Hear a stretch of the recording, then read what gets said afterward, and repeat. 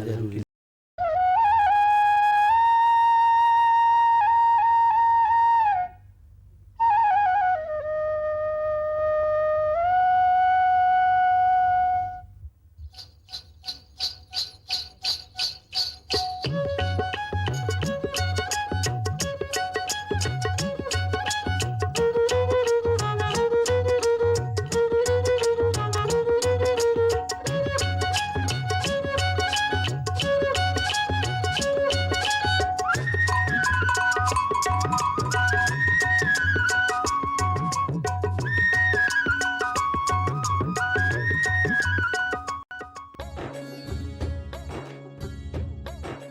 जीतूंगा मैं ये खुद से वादा करो, जितना सोचते हो कोशिश उससे ज़्यादा करो। तकदीर भी रूठे पर हिम्मत ना टूटे, मजबूत इतना अपना इरादा करो। दर्शकों नमस्कार, कृषि दर्शन कार्यक्रम में आपका स्वागत है। मैं हूं अनामिका। और भारतीय किसानों की अगर हम बात करें तो इनके इरादे बहुत ही मजबूत होते हैं और ये बहुत ही मेहनती होते हैं। पर किसान भाइयों, आज आपके इरादे मजबूत होने के साथ साथ आपको जागरूक होना बहुत आवश्यक है। साथ ही साथ आपको कृषि में समसामयिक कार्य करना बहुत आवश्यक है। और आज हमारे कार्यक्रम का विषय भी कुछ ऐसा ही है, दलहनी फसलों में समसामयिक कार्य। और आज इसी विषय पर बातचीत करने के लिए हमारे साथ हैं डॉक्टर A.K. शिवहरे जी, जो कि संयुक्त निदेशक हैं दलहन विकास निदेशालय, भारत सरकार, भोपाल में। और साथ ही हैं हमारे बीच एक सफल किसान भाई नवल किशोर चौकसे जी, जो कि स्वीनी मालवा से हैं। तो आप दोनों का हमारे कार्यक्रम में बहुत बहुत स्वागत है। तो आइए शुरुआत करते हैं हमारे आज के कार्यक्रम की। डॉक्टर साहब, सबसे पहला सवाल हमारा आपसे है कि दलहनी फसलों का क्या महत्व है? दलहनी फसलों का महत्व हमारे जीवन में बहुत अधिक है। जैसा कि सामान्य बोलचाल की भाषा में हम लोग कहते हैं, दाल रोटी खाओ, हरी के गुण गाओ। तो इससे पता चलता है कि दालों का प्राचीन काल से बहुत बड़ा महत्व है। दालों में सबसे ज़्यादा प्रोटीन पाई जाती है, 20 से 25% प्रोटीन पाई जाती है। जैसा कि हम जानते हैं कि भारत में 50 से 55% लोग वेजिटेरियन हैं और इन वेजिटेरियन पॉपुलेशन के लिए आपको प्रोटीन की जो पूर्ति है वो दालों के माध्यम से की जाती है। और दालों में जितने भी अमीनो एसिड्स हैं जो रिक्वायरमेंट है हमारे शरीर को, वो उपलब्ध होते हैं। और इसके साथ साथ मृदा संरचना के लिए भी दलहनी फसलों का बहुत महत्वपूर्ण योगदान है। जैसा कि दलहनी फसलों के जड़ों में हम जानते हैं नोडुल्स पाए जाते हैं, जिनमें राइजोबियम बायोसिम्बियोटिक जीव पाया जाता है, जो कि प्रकृति के नाइट्रोजन को फिक्सेशन करके ज़मीन में एकत्रित करता है। जैसा हम सब जानते हैं कि दलहनी फसलों में नाइट्रोजन की कम ज़रूरत होती है। उसका यही कारण है कि वो वायुमंडल से नाइट्रोजन को फिक्स करके ज़मीन में एकत्रित करते हैं। और यह मात्रा आप समझें 72 किलो से लेकर के 350 केजी प्रति हेक्टेयर तक इसकी क्षमता होती है। और दूसरी बात कि ये फसलें जो है, ये दलहनी फसलें जो है आपके मृदा के स्ट्रक्चर को भी ठीक करती हैं। बिल्कुल सही कहा डॉक्टर साहब आपने। और दर्शकों, आप भी दालों का महत्व अच्छे से समझते हैं, क्योंकि अगर बच्चों को भी दाल का पानी दिया जाता है और अगर बीमारों की भी बात करें तो उनको भी दाल दी जाती है, तो आप भी जानते और समझते हैं कि दाल में बहुत अधिक मात्रा में प्रोटीन पाया जाता है। और दर्शकों, जैसा कि हमने आपको थोड़ी देर पहले बताया कि हमारे बीच एक सफल किसान भाई भी हैं, तो चलिए हम इनसे भी बातचीत करते हैं। नवल किशोर जी, हम सबसे पहले आपके बारे में कुछ जानना चाहेंगे। जी मैम, मैं सिवनी मालवा प्रॉपर सिवनी मालवा का रहने वाला हूं और मेरा फार्म है सुहागपुर के पास। 80 एकड़ ज़मीन पे मैं जैविक खेती करता हूं। जैविक खेती मैं चाहता हूं कि सारे लोग मिलकर जैविक खेती ही करें, क्योंकि जिस हिसाब से यूरिया, DAP और पेस्टिसाइड्स का जो यूज़ किया जा रहा है फसलों के ऊपर, ये मानव शरीर के लिए बहुत हानिकारक है। और इसको देख के मन बड़ा विचलित हुआ, तो मैंने फिर ऑर्गेनिक खेती करने के बारे में अपना विचार किया और मैंने यहाँ पर लैंड परचेस करके अपनी ऑर्गेनिक खेती की पूरी तैयारी की है और मैंने ऑर्गेनिक खेती चालू की है। अभी मैंने वर्तमान में राइस की वहाँ पे धान की रुपाई करवाई है और ऑर्गेनिक में एक नई प्रजाति आई है ग्रीन राइस की, वो मैंने छत्तीसगढ़ से परचेज़ करके ग्रीन राइस लगवाया है। उसका 7 से 8 कुंटल के समथिंग उसका प्रोडक्शन आना है। उसमें भी आपको शुगर की मात्रा कम है और वो टोटल वो ऑर्गेनिक ही पैदा होगा। और तो वो चीज़ें अगर मार्केट में लोगों को मिलेगी तो लोगों का स्वास्थ्य पे एक अच्छा प्रभाव पड़ेगा और इन बीमारियों से लोग बचेंगे। मैं चाहता हूँ कि किसान भाई जो हैं ऑर्गेनिक खेती पे आए। तो ऑर्गेनिक खेती अगर करता है किसान तो उसको लगता है कि आज मैं वर्तमान में जो पैदावार ले रहा हूँ, अगर मैं ऑर्गेनिक करूँगा, मैं गोबर का खाद या वर्मी कंपोस्ट डाल के अगर मैं खेती करूँगा तो मेरा प्रोडक्शन कम हो जाएगा। तो उसका एक विकल्प है कि किसान को मल्टी लेयर फार्मिंग पे आना चाहिए। तो वो अगर मल्टी लेयर फार्मिंग पे आता है तो अगर उसकी 1 एकड़ ज़मीन है तो मल्टी लेयर फार्मिंग की अगर वो तीनों क्रॉप अगर उसमें पैदा करता है तो बराबर उसको वर्तमान में जो प्रोडक्शन इतना पैसा वो कमा रहा है उतना पैसा वो मल्टी लेयर फार्मिंग से कमा लेगा। बिल्कुल सही कहा नवल किशोर जी कि अगर आज हम बहुत ज़्यादा केमिकल का यूज़ कर रहे हैं तो उससे हमारे स्वास्थ्य पर भी बहुत बुरा असर पड़ रहा है। तो इसलिए ऑर्गेनिक खेती को बढ़ावा देना चाहिए और नवल किशोर जी आप अन्य किसान भाइयों के लिए प्रेरणा हैं। दर्शकों, वक्त है एक छोटे से ब्रेक का, तो मिलते हैं इस ब्रेक के बाद। अरे सुन तो। मुझे क्या सुनाना चाहते हो? जो सुनाओ मेरी सौतन को। किसको? अरे वही तुम्हारा मोबाइल फोन जिससे सुबह शाम दिन रात चिपके रहते थे और कहते थे किसान कॉल सेंटर से बातें हो रही हैं। अच्छा ये बात है। हाँ, क्यों? क्या हुआ? अब बात नहीं होती क्या? अब तो झट से बात हो जाती है। संबंधी समस्याओं का अपनी भाषा में तुरंत हल पाने के लिए पूरे भारत में किसी भी फोन से हेल्पलाइन नंबर पर संपर्क करें। किसानों का दोस्त किसान कॉल सेंटर। दर्शकों, ब्रेक के बाद आपका एक बार फिर से स्वागत है आपके अपने पसंदीदा कार्यक्रम कृषि दर्शन में। और आज हमारे साथ हैं डॉक्टर शिवहरे जी और साथ ही हैं एक सफल किसान भाई नवल किशोर जी जो कि स्वीनी मालवा से आए हैं। तो चलिए हम अपनी बातचीत को आगे बढ़ाते हैं। तो चलिए अगला सवाल डॉक्टर साहब हम आपसे करना चाहेंगे। हम आपसे जानना चाहेंगे विश्व दलहन परिदृश्य क्या है, आप हमें बताएं।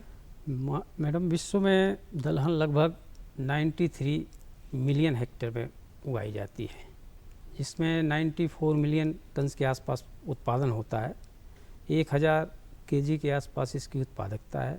वहीं भारत में लगभग 28% विश्व का जो दलहन है भारत में होता है और भारत में आपका 30 मिलियन हेक्टेयर के आसपास एरिया है और इसका उत्पादन, औसत उत्पादन जो है 25 मिलियन टन के आसपास है। उत्पादकता चूँकि भारत में कम है, 855 केजी पर हेक्टेयर के आसपास है।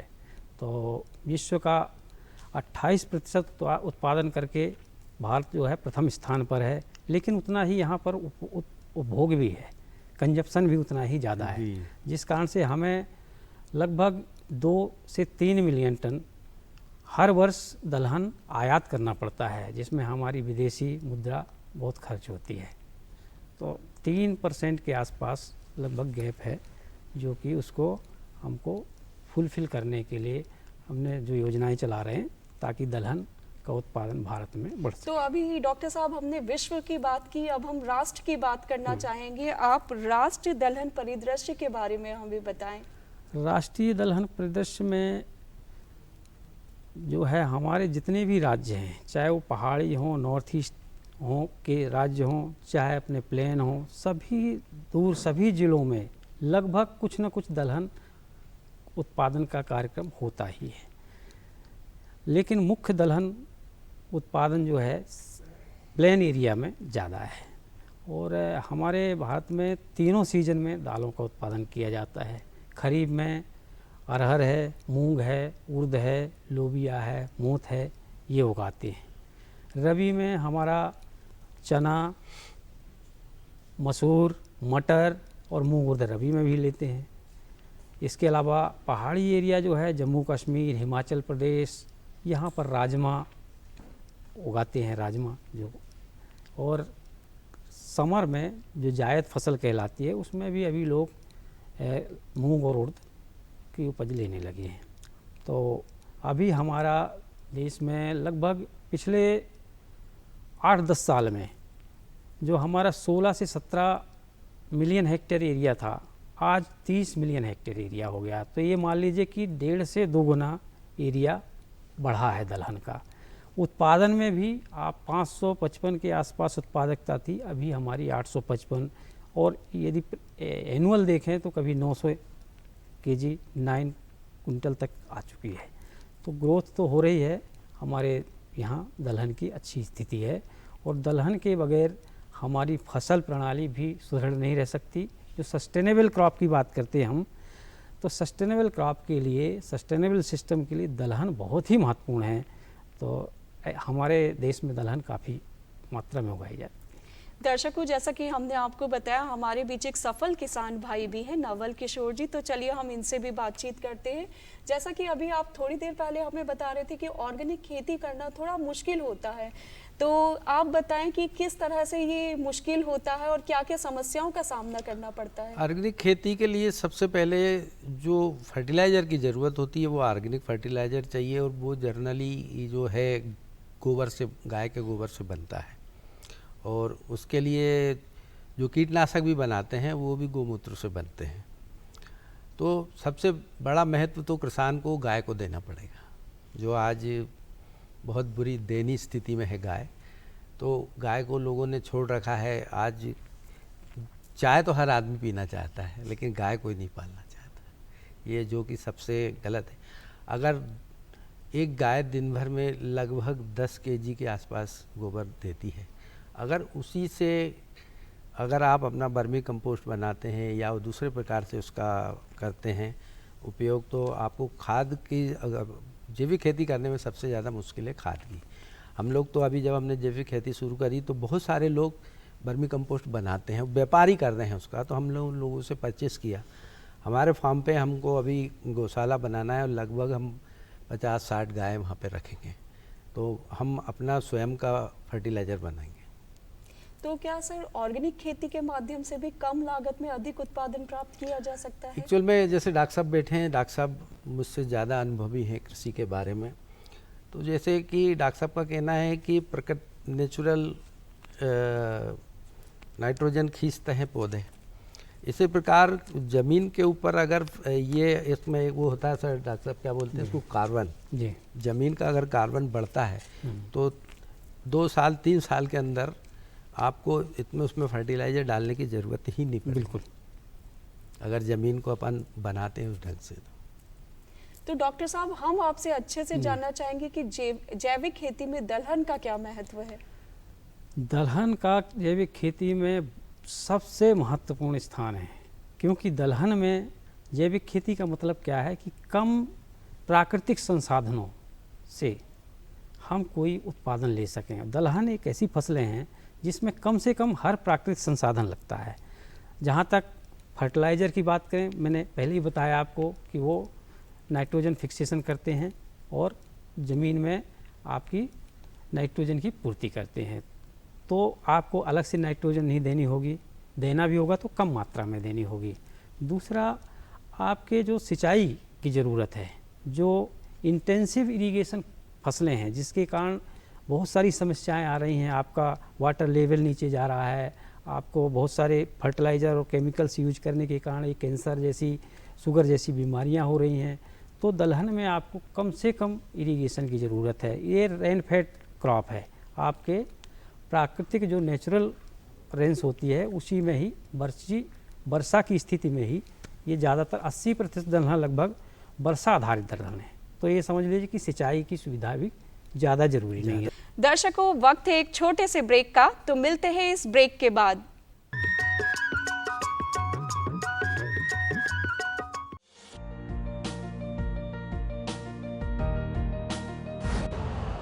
यूरिया का स्वदेशी उत्पादन 70 लाख टन बढ़ाने के लिए 6 उर्वरक संयंत्रों का उद्धार किया जा रहा है। FCIL के गोरखपुर, सिंदरी, तलचर और रामागुंडम संयंत्र, HFCL की बरौनी इकाई और BVFCL की नामरू फोर्थ। सोने पर सुहागा ये है कि देश में अब बनेगा सिर्फ नीम लेपित यूरिया। क्योंकि इससे होगा किसानों का फायदा ही फायदा। अनाज का उत्पादन 10% तक बढ़ेगा। बढ़ेगी 10 से 15% नाइट्रोजन क्षमता।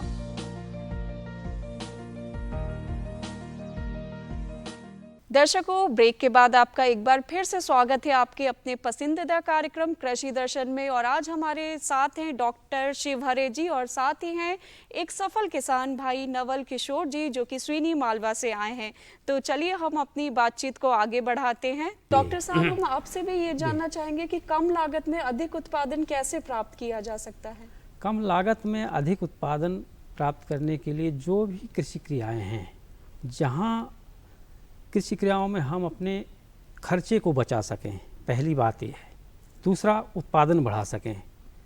तीसरे, आपके बाज़ार की स्थिति क्या है, बाज़ार में कौन सी चीज़ की मांग है, उसको ध्यान में रखते हुए हम यदि फसल पद्धति अपनाएं तो हम ज़्यादा से ज़्यादा आमदनी प्रति हेक्टेयर में ले सकते हैं।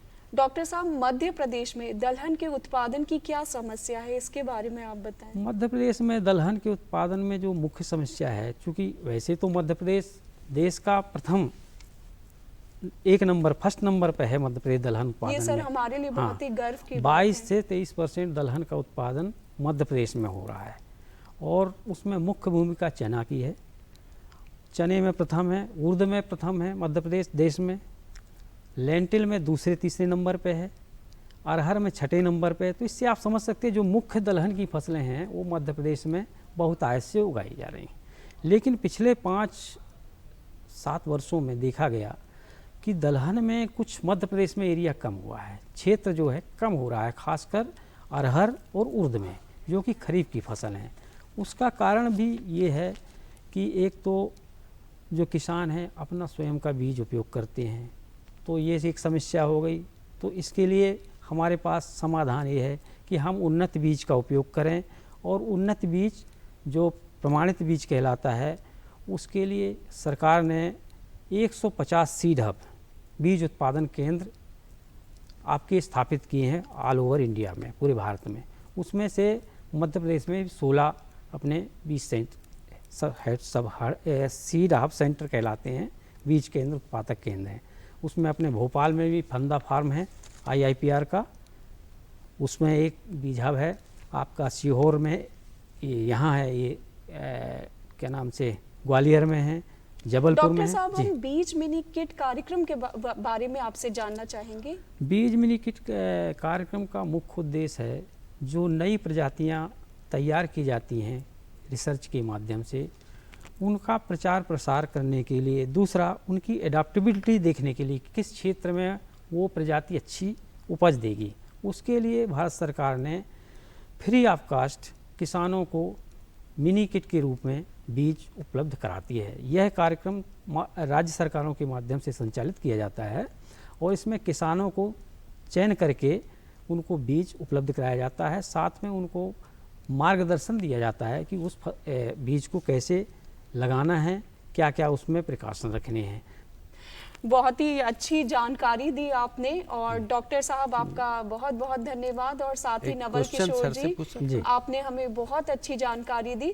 और सर, हम आपसे भी यही जानना चाहेंगे कि आप चलते चलते हमारे किसान भाइयों को क्या संदेश देना चाहेंगे। मैं डॉक्टर साहब से एक क्वेश्चन करना चाहता हूँ। जी बिल्कुल पूछें। सर, अरहर की अभी कौन सी नई प्रजाति आई है और उनको लगाने का समय कब रहेगा और प्रोडक्शन की क्या स्थिति है? अरहर की जो अभी प्रजाति है जो जी MP के लिए है, पूसा 16 अच्छा रिस्पांस दे रही है। अच्छा, और काफ़ी आपके बुरहानपुर में, आपके हरदा में, इन सब एरिया में लगाया है। अब उसका क्या इसका प्रोडक्शन कितना हो जाता है सर? उसका सर 15-16 कुंटल के आसपास प्रोडक्शन का हेक्टर, हाँ, प्रति हेक्टेयर है। ठीक अब है। देखते हैं कि MP में क्या उत्पादकता आती है। जी।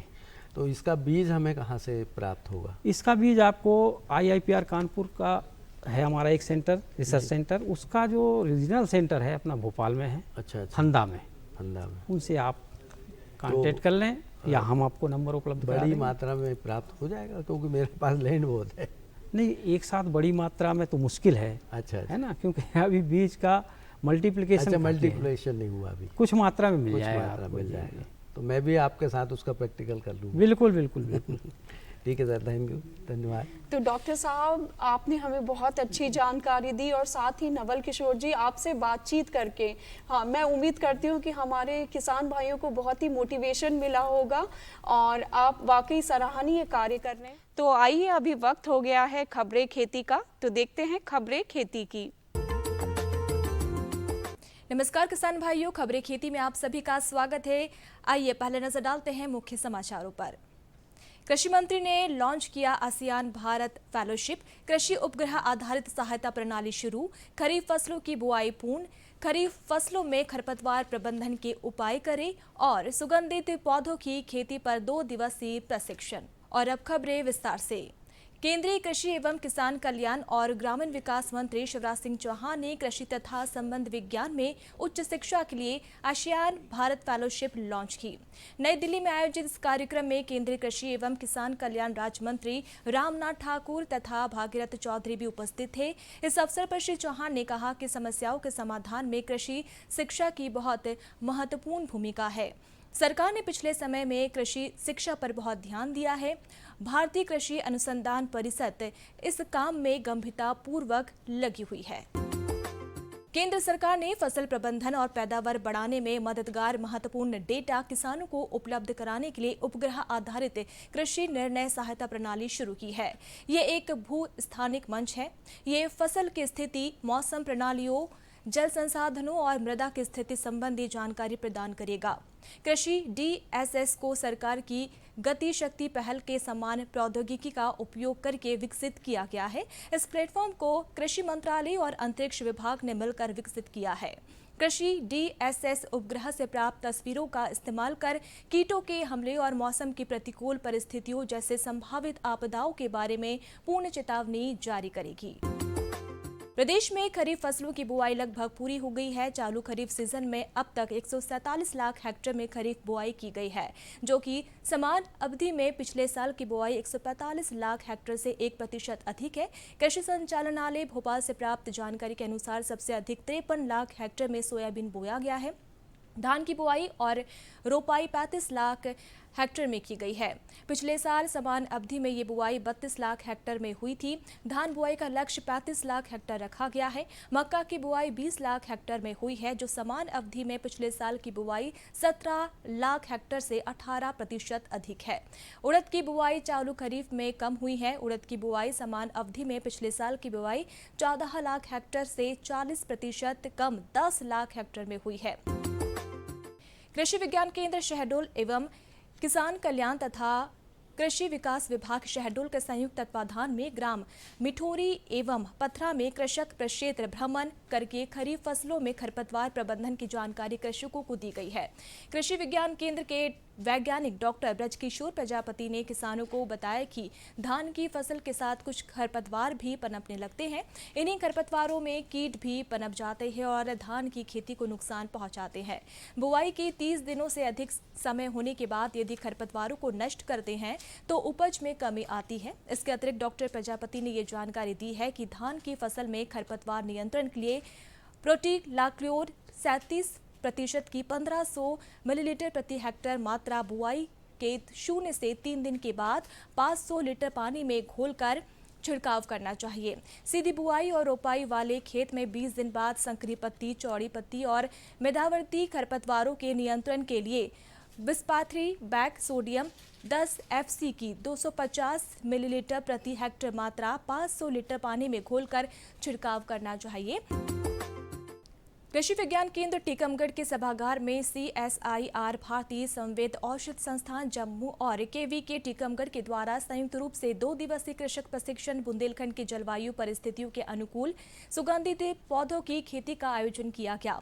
कार्यक्रम में मुख्य अतिथि के रूप में कृषि विज्ञान केंद्र के प्रधान वैज्ञानिक एवं डॉक्टर BS किरार तथा CSIR भारतीय संवेद औषध संस्थान जम्मू के वरिष्ठ वैज्ञानिक डॉक्टर सबाजीत एवं KVK के वैज्ञानिक उपस्थित रहे। तो किसान भाइयों, आज की खबरें खेती में इतना ही। दीजिए अनुमति। नमस्कार। दर्शकों, आज हमारे कार्यक्रम में बस इतना ही और अगले अंक में हम एक नए विषय को लेकर फिर हाजिर होंगे। तब तक के लिए नमस्कार।